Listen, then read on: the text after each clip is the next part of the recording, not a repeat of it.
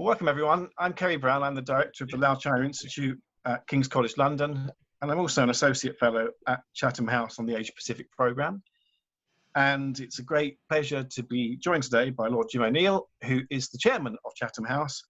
Also has a long career and a distinguished career, government minister, but also a chief economist for Goldman Sachs, and a long experience of looking at China.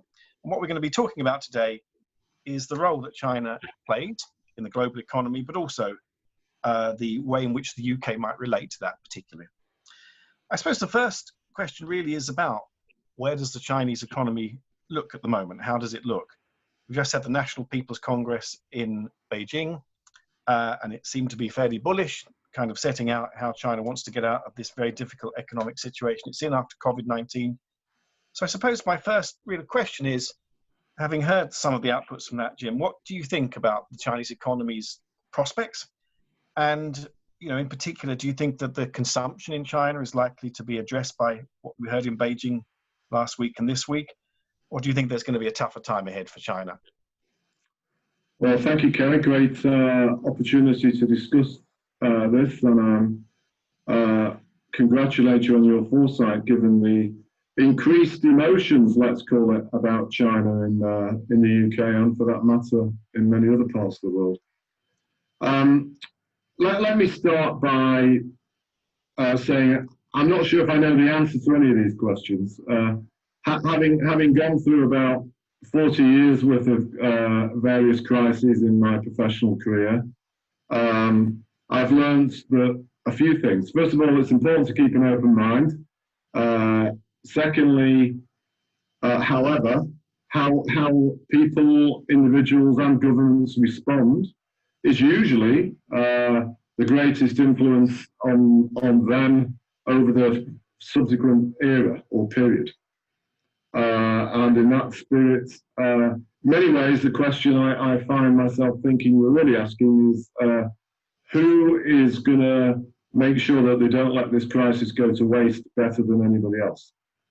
And so, with that in mind, to come to the specific, where I say, I emphasize again, I don't know. What is interesting to me for the whole world is the circumstances in which the crisis happened. The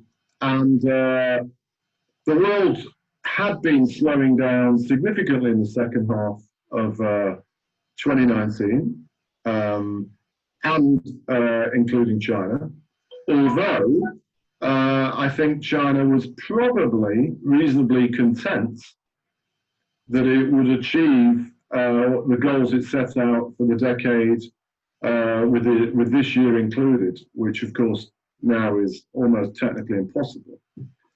And I say all of that because the second thing to say is, what is very interesting to me, amongst many things that are so interesting about this crisis, is that the fiscal policy response compared to 2008 so far for China has been reasonably subdued, certainly relative to what it did in 2008, and definitely relative to the extraordinary fiscal stimulus across Europe, in the United States, and so many other places. And it's not clear yet whether that is because the Chinese are worried about their own debt level, whether they don't think they need to.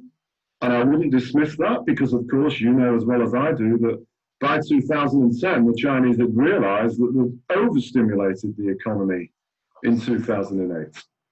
And the third thing, therefore, which is also not inconsistent, is they are waiting to see, as the second quarter goes into the summer, exactly what speed of recovery starts to develop.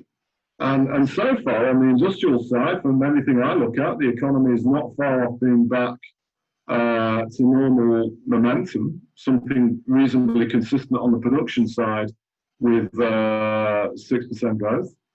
Although on the consumer side, it's not, it's still softer. And the last thing to say for now is, if I now jump to 40,000 feet, if the consumer hasn't picked up yet more soon, I think they'll come up with more stimulus. because the Chinese have made it very clear, with some success towards the second part of this decade that's finished, that the consumer needed to become more important, and it slowly was. And I think ultimately, for this sort of strange pact between the Chinese 1.4 billion people and their leadership, many Chinese excited about the prospects of becoming middle class and having wealth and being able to consume is what makes them so accepting of this form of leadership. And so, and I think ultimately, as I'm sure we'll get into, I would see that as being key for how serious and how persistent some of this antagonism towards China that is taking place in other parts of the world, including the UK. Yeah, I mean, one of the things that's always been striking about China is that they've got this great resource, which is called optimism. And, you know, it's something that sort of, I don't know, we've kind of maybe lost that. We've maybe lost that. And I suppose what you're saying really implies, you know, that the Chinese government, they've made their first sort of attempt, but they've got a lot more that they can do. Lots more options. I think that's right. So I slightly reserve judgment, but you know, as you know well, I look at lots and lots of indicators, and not only is it, and another obviously of great relevance, points of relevance is, whilst there are isolated flare-ups in new infections, what is striking, and something else that the West needs to probably focus on, rather than wanting this constant blame of China for causing coronavirus, is that actually there doesn't appear to be much of this second wave in China yet, which actually I think is beginning to dawn on people, although it's very early, also in Europe. And yeah. You know, if it turns out to be the case in China, that this continues to be the case, then that in itself will almost definitely make individual Chinese people want to explore, albeit socially distancing, going into restaurants and cafes more, etc., which itself causes the momentum to accelerate. So, you know, the whole series of factors here, which I don't dismiss the possibility that people are yet again being too pessimistic about China's ability to deal with this. And I mean, I was talking to a friend in Wuhan, you know, the place where the COVID-19 really started to sort of expand. And I mean, she said to me, she was really angry at the local government at the beginning. And then she said some comment about, but then I saw the way you guys handled it, and I started to become a big fan of my government. I mean, on one thing on the decoupling, so just to sort of talk about the D word, I was talking to a Japanese economist the other day, and I had this assumption, you know, 10 years ago that Japan and China tried to decouple. And he said to me, no, that's not true. We never tried that. You know, we're still, you know, we diversified a bit, but we couldn't decouple. Decoupling wouldn't be good. So if a Japanese economist says that, I'm wondering why it is that, you know, so many people in Britain and America talk about decoupling. I mean, could you, I mean, sort of maybe is this sort of concept, is it even viable? Is it even possible? And if it is, could it happen? Do you think it will happen? Because it's a very sort of common thing, but I don't really know what it means. You know, it's a great point for us to discuss more, and at the centre of all of this, you know, going back to things I've learned through crises, it is so easy, particularly one of this peculiar nature, for everybody to think of all sorts of things that are supposedly going to permanently change. But at the end of the day, unless, and I'll start with the States, unless the US is going to persistently want to deliberately weaken itself economically, if China, and this is partly why I started so much with the Chinese consumer, if the Chinese consumer does come back, are the likes of Apple, all the big American branded firms, whatever business they're in, are they going to want to allow their policymakers to essentially shut them off what will be in this decade the single biggest driver of world growth? That's why the Japanese couldn't decouple, because the Japanese realized that having a lot of wealthy Chinese going into Ginza and spending ridiculous amounts of money on Japanese luxury goods was just something they couldn't afford to miss out on. And it's no different for the United States. Second thing to say in that regard, which is risking being a little bit overly technical, you know, part of the reason for the past dependency on China in the States for its imports and the supply chain is because, of course, the US has a tiny savings rate, or it did before the crisis. And so it needs to import capital from the rest of the world, which by definition means it runs a trade and current account deficit. And so this idea that they're going to be able to bring all this stuff back home, what that really means, because this is the one part of economics which is an accounting identity, it would mean that the US would have to boost its savings rates, which another way of saying it is to keep permanently have its consumer weaker than it was before. And I can't see that being something voluntarily done by individual American citizens, or for that matter, policymakers. So it's all a very clever and at times worrying game. And what makes it worse is that, in my frank judgment, we have a president in the US which seems to thrive on trying to enjoy these games and doesn't understand a lot of this stuff. But so I think when it comes to it, you know, the economy's stupid.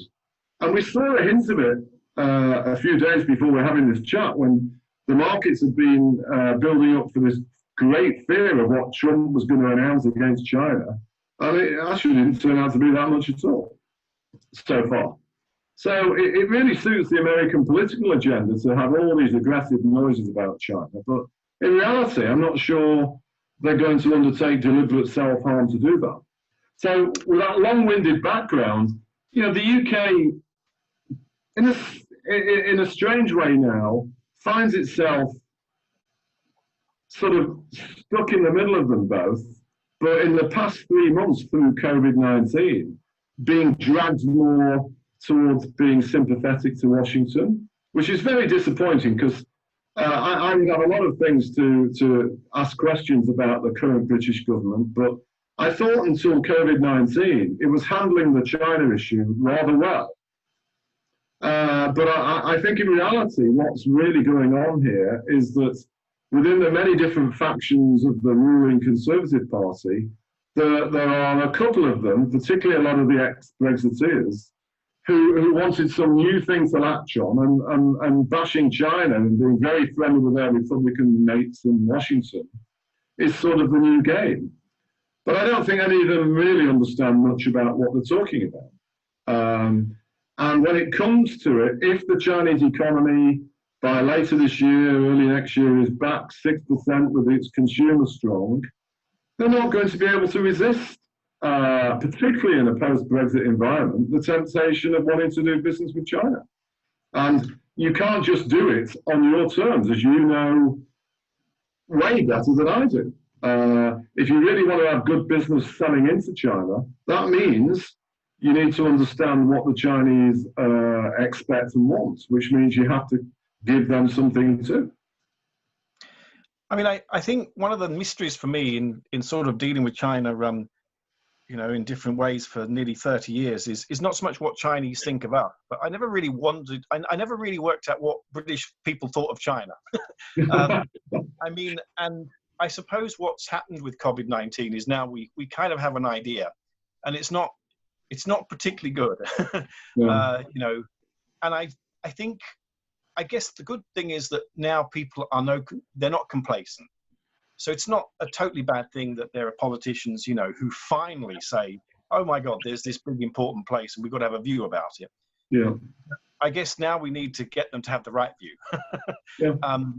And I suppose the thing that I'm interested in, I mean, you obviously were very involved in, you know, with the Cameron and Osborne and kind of trying to create a sort of different approach to China, and whatever people think of that, at least it was trying to sort of like get some emotion about it and say, okay, look, we've got to kind of put a bit of passion about this. Yeah. What I kind of guess is the danger now, and is we're going to this sort of position where China actually can walk away from us in a way. I mean, I don't think it wants to, but it can walk away, and the tone and the language being used at the moment sort of means we're hedging ourselves in. If you look at the sort of scenarios for the UK leaving the kind of leaving Europe without a deal. Mm-hmm. Can we? I mean, do you think, with all your experience, can we? So if we don't work with China and we don't have a predictable framework with Europe, and America is having big problems, I just want to know. I mean, please tell me this huge thing that I haven't seen. That we, is it going to be the Commonwealth or India or what? Where do we go if we're not dealing with China? My quick answer is China creates another New Zealand every 3 months. So, as much as I love New Zealand, and for that matter, Australia and Canada, the idea, which sadly is, I suspect, very much in the minds of some quite vocal conservative politicians, but the idea that we have some great rosy future on trade deals with, ignoring the US for a moment, the rest of the Commonwealth, is embarrassing. And so,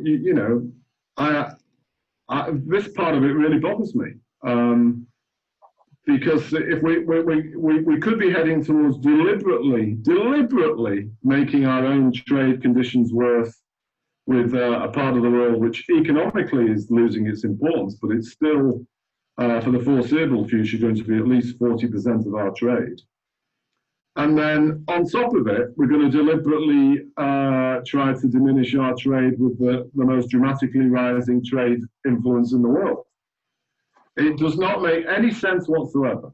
And to compound matters, they find the whole thing about a US trade deal obviously very seductive. But we have such a strong trade relationship bilaterally with the US already. Unless we really give huge grounds on things which are quite socially difficult for us to do with the US, a trade deal with the US isn't going to do much either.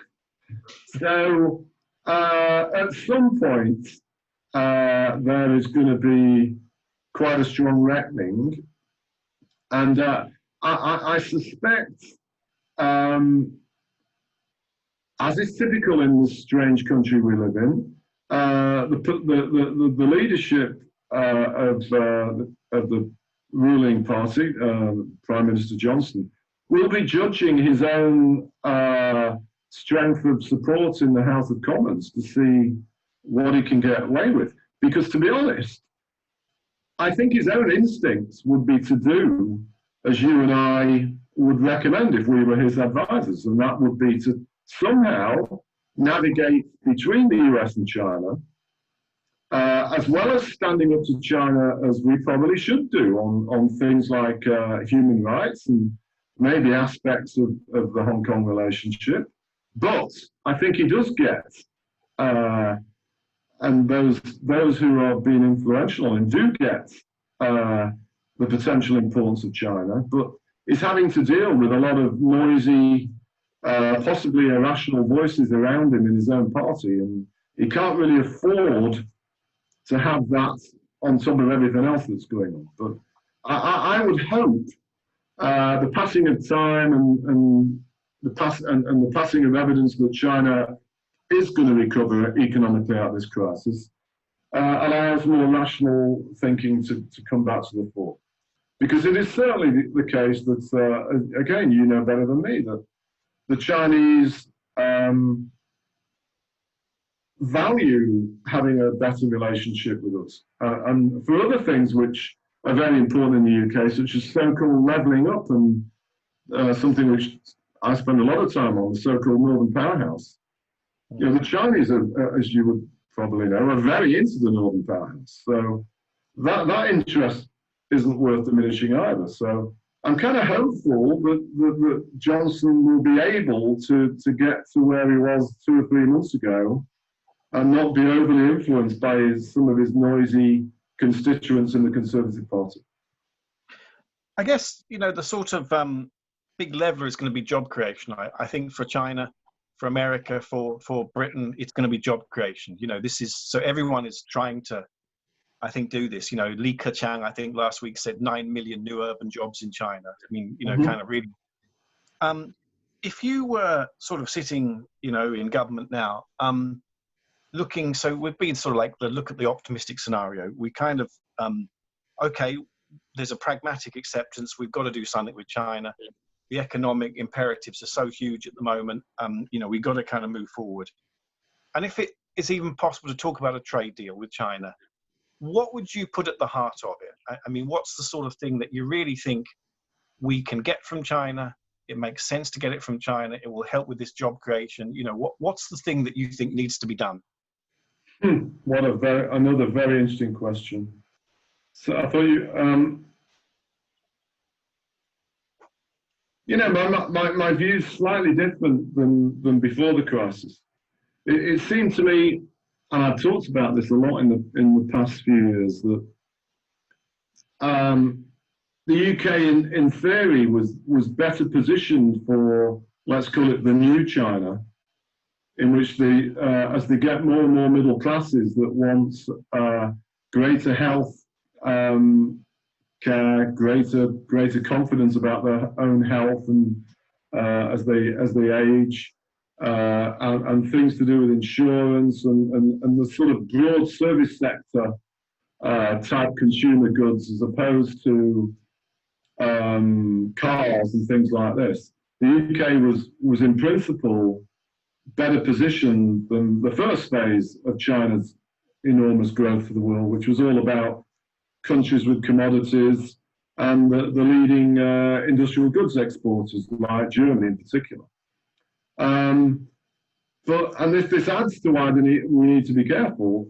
Without wading into it, of course, the UK doesn't seem to have navigated this COVID crisis very well with everything about its health system. Our health system has just about survived to deal with our very tragic number of deaths. But other things we might have been prouder about with our health systems have probably hindered not only our performance, but almost definitely the perception of them around the world too. The role of diagnostics and technology, for example. And I say all of that because one of the enormous takeaways for me from this crisis for the world is the even greater role of modern technology, whether it be in healthcare and in all aspects of healthcare, whether it be diagnostics or for testing and tracing, which is so topical, and so on. And what we only really emerge from as a big strength is, of course, the vaccine discovery going on at some of our universities, which I think is demonstrating truly world-class capability. And what we have got to do more, which could end up being a great opportunity with China, is to somehow use our own internal domestic financial capability to get a lot more of these great research things coming out of our universities that have been there for a long time into more serious businesses that we then can export to aspiring countries around the world, such as China.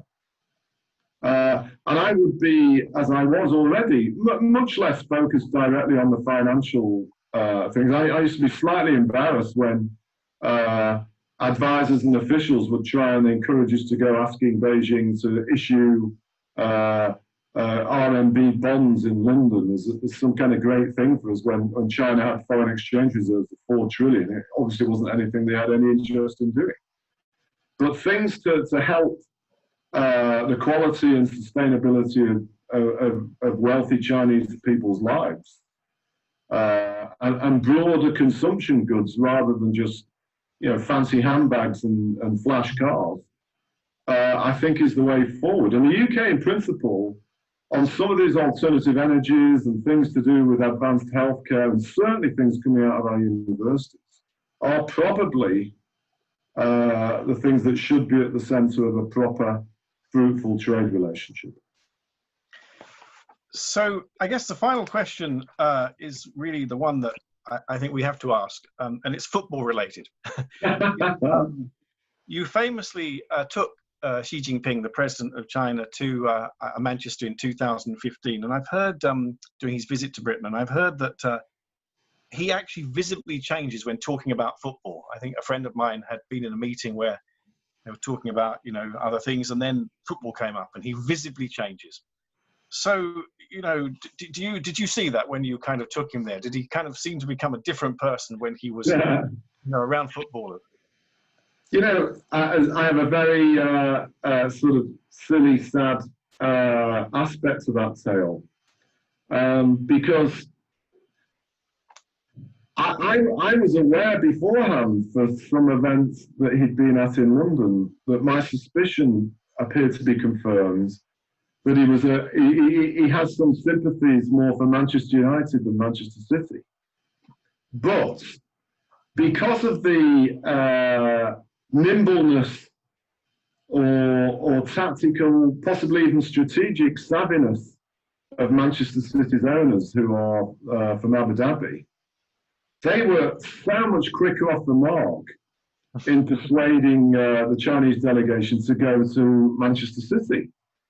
And I was with them all morning and went to all the other meetings in Manchester that day. And they took it for granted, because they also knew my interest in football, that I would be going to Manchester City with them. But because of the depth of my allegiance to Manchester United, I said, I'm not coming.